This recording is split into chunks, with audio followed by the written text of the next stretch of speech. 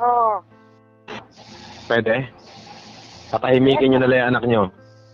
Wala naman siya sinasabi sa'yo, ah. Wala siyang ginagawa laban sa'yo.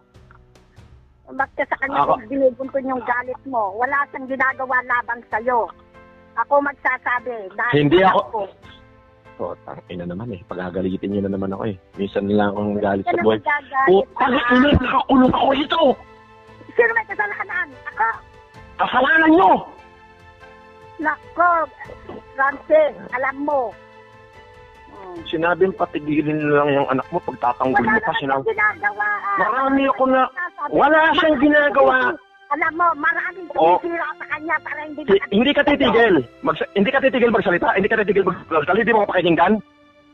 Ito lang ang sasabihin ko, anak. Putang na, magsasalita na kayo. Ako nga nagsasalita eh. Hindi kayo tumigil at pakinggan niyo yung sasabihin ko. Oo. Marami nga nakikita nga araw-araw nga nakalive yung anak nyo. Putang ina, sinisira yung advocacy ako. Putang ina, panayang hingi kong kani-kanino eh.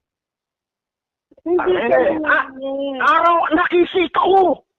Napapanood ko. Naririnig ko.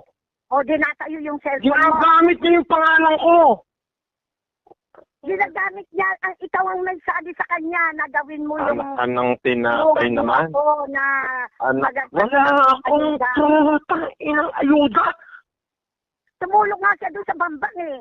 Oo, kinana. Putang ina naman eh. Ang kulit talaga eh. Ipagpipilitan nyo kasi. So, sasabihin ko sa kanya, tumigil na siya sa paggawa ng mayan. Alam niyo ba na buhay ko na nakasalalay dyan? Eh putang ina, yung ginto-ginto na yan, kapag nalaman niya, ano mangyayari sa palagay niyo? Kayang depensahan? Si Mary Ann na ang may sabi niyan. Si Mary Ann, walang ibang tao akong kausap kundi si Mary Ann. Sumasakit na ulo ko sa inyo. Eh paano kung sabihin ko sa inyo? Kaya lang ako tumawag, pakinggan mo. Tapos na sana yung issue mo na Norman Mangusing, kung pinadalan mo na ng pera ng 2 milyon yung nasa Italy na Norman Mangusing na sumira sa iyo at gusto niyang umuwi. Yun ang pasikaso mo. Ina naman talaga. Anak, matuto ka namang mukanyig. Kahit nagbuhay hari. Paano ako makikinig? Paano ako makikinig sa inyo? Hindi niyo naman alam ang buhay ko. Alam niyo ba buhay ko? Alam mo ba kung bakit... Bakit siya nang daldal dyan? Siya puro ay daldal. Sige, dumaldal ka pa. Hindi na kita kakausapin hanggang sa mamatay ako.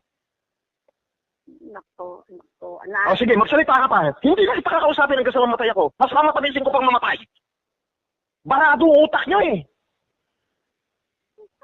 Dapat niyo ba ikwento yung ginto na yan?